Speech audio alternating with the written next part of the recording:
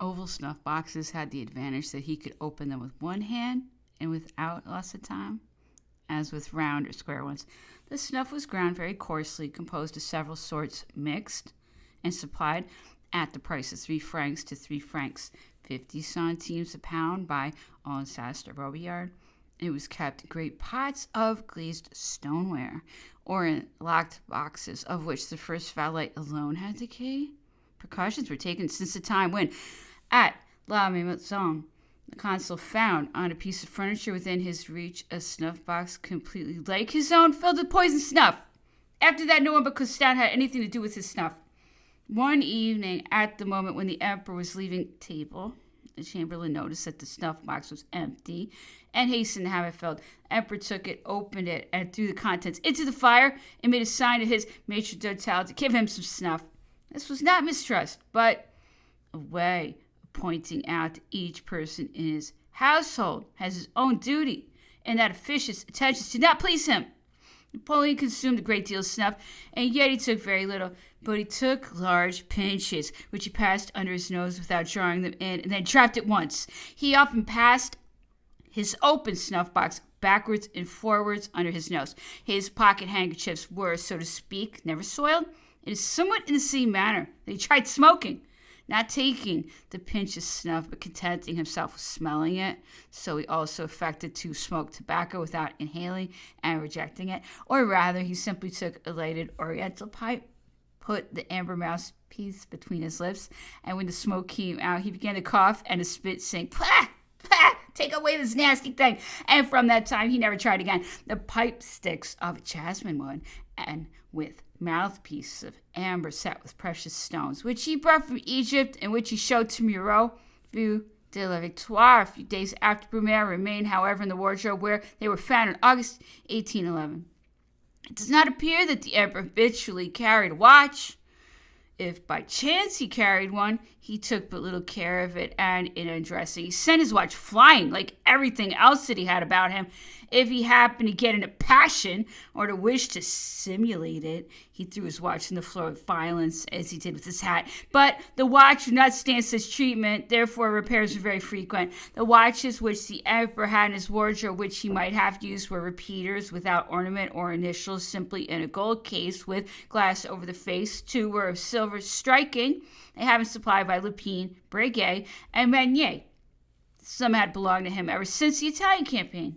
This was the case with the one he gave to the Grand Marshal of St. Helena with the remark, "Tic Bertrand is struck 2 at night at Rivoli when I gave Joubert orders to attack." As to money, Napoleon never took any with him. If he went out and wanted to give some trifling alms, he addressed himself to the aide-de-camp, to the equerry, or to the chamberlain on duty. In fact, to the first person who came to hand. Indoors, he had in a drawer of his table rouleaus of gold for trifling assistance. If it was a question of a large sum, he scrawled a draft on the treasurer general and gave orders to the secretary to pay it from the petty cash. At 9 o'clock, punctually, the toilet being complete, the official day began. The morning levee. A few moments before 9 o'clock, there was scratching at the door. It was the chamberlain of the day, in a coat of scarlet silk, broidered with silver, with white waistcoat and knee breeches, wearing on the right-hand pocket of his coat a large knot of green silk ribbon, with stripes and tassels of gold, to which was attached a key without any bit, the bow of which exhibited an escutcheon with the letter N, surmounted by the crown eagle. This chamberlain, like all the officers on duty, whether civil or military, was always in uniform. The emperor would not have tolerated, still less would he have ordered, that under pretext of convenience the persons attached to his household should divest themselves of their marks of office and appear in private dress. On the other hand, from the year 1807, anyone who was not on duty, but who was invited to any festivity, was expected to present himself in silk velvet suit à la Française. It was one of the means of advancing the manufactures of Lyon. The chamberlain, then, who had a room at the Tuileries and was able to dress himself there, had since the morning satisfied himself that the ushers and the valets de chambre of the appartement had done their duties, and that everything was in its place, and all the men at their posts sat the desired hour. He came to the salon de service. and having crossed the second salon, scratched at the door of the bedroom of the lady de chambre of the appartement. After having taken the emperor's orders, ushered him in and handed to him the list of the persons who had attended the levee. Then, recrossing the salon, each door of which was kept by two ushers in a French coat of green cloth, embroidered with gold on the collar and on the facings, the red waistcoat and black knee breeches, he returned to the salon de service, into which, by right of their privilege, the grand officers of the crown and the officers of the household, whose day of attendance it was, had entered.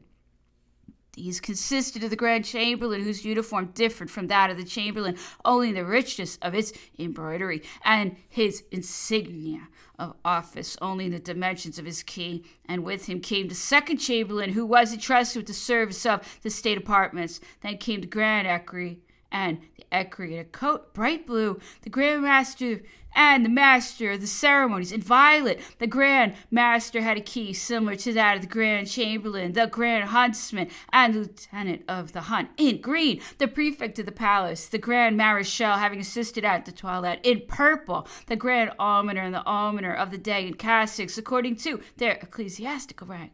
Then the Intendant General and the Treasurer of the Crown. Lastly, the Colonel General on duty in the uniform of the corps of which he was in command, Grenadiers or Chasseurs de Pied, Chasseurs or artillery wasn't yet the distinctive sign of the guard, which also was worn by aides de camp on their uniforms of general or colonel.